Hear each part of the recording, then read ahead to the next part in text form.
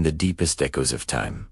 Long before the gods themselves etched their laws upon reality, there was only primordial chaos. From this churning, formless void, a being of immense power arose. He was not born of malice or evil, but of absolute necessity. He was the first demon king, a force intended not to destroy the burgeoning world, but to bring balance to creation itself. At the heart of his power was the Ashen Crown. This was no circlet of gold or silver. It was forged from the embers of burned souls and the dust of shattered oaths, a tangible embodiment of sacrifice and ruin. To wear it was to command absolute dominion over the demonic legions, to wield fire as an extension of one's will, and to hold sway over the very concept of decay. But this power came at a terrible price. With each passing moment, the crown slowly, methodically, erased its wearer's name from the annals of history, condemning them to an eternal, unremembered solitude. The gods, the ancient dragons, and the nascent mortal kings looked upon this power not as a necessary balance, but as a terrifying threat. They saw only the potential for destruction, not the purpose behind it. And so, they united. An alliance of divine beings, draconic sovereigns, and mortal armies was formed to overthrow the demon king. The conflict that followed was a cataclysm of unimaginable scale, a war that would be known as the War of Falling Ages. This was not a war of simple conquest. It was a war that reshaped the very fabric of the world. Mountains were leveled, entire continents were fractured and shifted, and vast, vibrant seas were scorched into plains of shimmering glass. The heavens themselves wept fire and ash. The war raged for an eternity, and when the dust finally began to settle, the age of myth had been brought to a violent, definitive end. The world was scarred, but the Alliance believed it was saved. Yet, the Demon King was not defeated by the combined might of gods and dragons.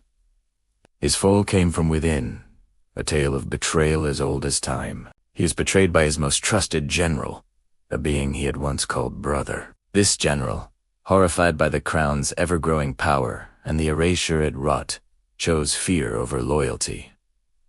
He struck when the king was most vulnerable, but even in their victory, the gods and their allies were gripped by a profound terror. They understood that to truly slay the Demon King, to extinguish the balancing force of chaos he embodied, would be to unravel creation itself.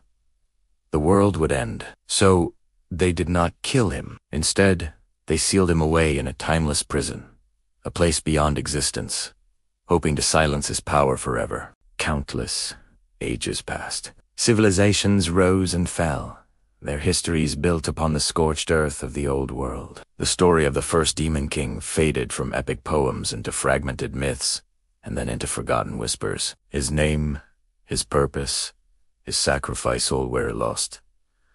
Just as the Ashen Crown had ordained, the world enjoyed a long, fragile peace, built on the foundation of a forgotten warden's suffering. But now, something is stirring. In the deepest, darkest corners of the world, a faint pulse can be felt. The Ashen Crown, dormant for millennia, begins to awaken. Across the lands, ancient empires that seemed eternal suddenly crumble, their foundations turning to inexplicable ash.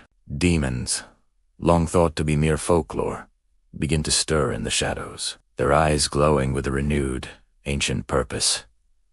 And with their reawakening come the whispers. They travel on the wind, in the crackle of fire, and in the nightmares of kings. The whispers don't speak of a returning tyrant or a vengeful conqueror. They speak of a judge. The narrative we've been told is beginning to fracture, revealing a truth far more complex and tragic. The first Demon King was never the villain of the story. He was its silent, unthanked guardian. He was the Warden of Chaos, a necessary counterweight to the unyielding order of the gods. He willingly shouldered the hatred of the entire world, becoming the monster in their stories, all so that creation could know peace and stability. He wore the crown not for power, but as a burden, accepting erasure so that others could be remembered. His story is not one of ambition, but of the ultimate sacrifice king who doomed himself to be forgotten so that his kingdom, the world itself, could endure. And as the crown's power grows once more, one question hangs in the air, heavy as a shroud.